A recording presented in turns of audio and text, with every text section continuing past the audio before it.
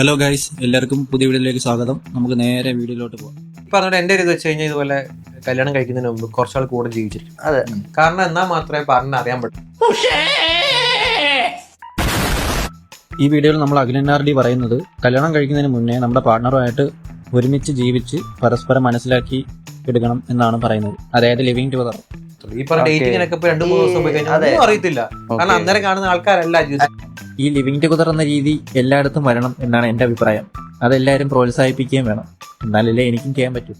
2-3 ദിവസം ഡേറ്റിന് പോയി അപ്പൊ കെട്ടല്ല നമ്മള്. അല്ല, സമയം എടുത്തിട്ടാണ് കുറച്ചാൾ കൂടെ ജീവിക്കുന്നത്. ഡേറ്റിംഗ് ഒരുമിച്ച് ജീവിക്കണം. പുള്ളിക്കാരൻ പറയുന്ന പോലെ അന്ന് ലിവിങ് ടുഗദർ ആയിരുന്നെങ്കിൽ അഖിലിന് ഇന്ന് ഈ അവസ്ഥ വരത്തില്ലായിരുന്നാണ് എനിക്ക് തോന്നുന്നത്. ഒരുമിച്ച് ജീവിച്ചതിന് ശേഷം ഒരുമിച്ച് പോകാൻ പറ്റുന്ന ഉറപ്പുണ്ടെങ്കിൽ മാത്രമേ കെട്ടാൻ. ലൈക്ക് ലിവിങ് ടുഗദർ ഒക്കെ അതേപോലെ അത് പറഞ്ഞത് ശരിയാണ്. കാരണം 1-2 മാസം കൊണ്ടൊന്നും നമുക്ക് ഒരാളെ ഒരിക്കലും മനസ്സിലാക്കി എടുക്കാൻ പറ്റത്തില്ല. ചിലപ്പോൾ വർഷങ്ങൾ വേണ്ടി വന്നേക്കാം. മിനിമം ഒരു 1-2 കൊല്ലമെങ്കിലും ലിവിങ് ടുഗദർ ആയിട്ട് കല്യാണം കഴിക്കുന്നതാണ് നല്ലതെന്നാണ് എനിക്ക് തോന്നുന്നത്. അല്ല, ഞാൻ പറഞ്ഞില്ല, നമുക്കോ പറ്റിയില്ല, ആർക്കെങ്കിലും പറ്റട്ടെ. ഗൈസ്, ഇപ്പൊ അഖിലനാർഡി പറഞ്ഞത് നിങ്ങൾ ശ്രദ്ധിച്ചില്ലേ? അന്ന് അഖിലനാർഡി ഈ ലിവിങ് ടുഗദർ എന്ന കൺസെപ്റ്റ് ഫോളോ ചെയ്തിരുന്നെങ്കിൽ ഇന്ന് അഖിലിനെ ഈ അവസ്ഥ വരത്തില്ലായിരുന്നു. പുള്ളിക്കാരന്റെ ഭാര്യ ഇട്ടിട്ട് പോകത്തില്ലായിരുന്നു. അല്ല, ഈ ശ്യാമോ പറഞ്ഞ പോലെ നമ്മൾ ഈ സ്ട്രേഞ്ചേഴ്സിനെ കിട്ടുന്ന പരിപാടി ഇപ്പൊ വളരെ വളരെ കുറഞ്ഞു വരിക.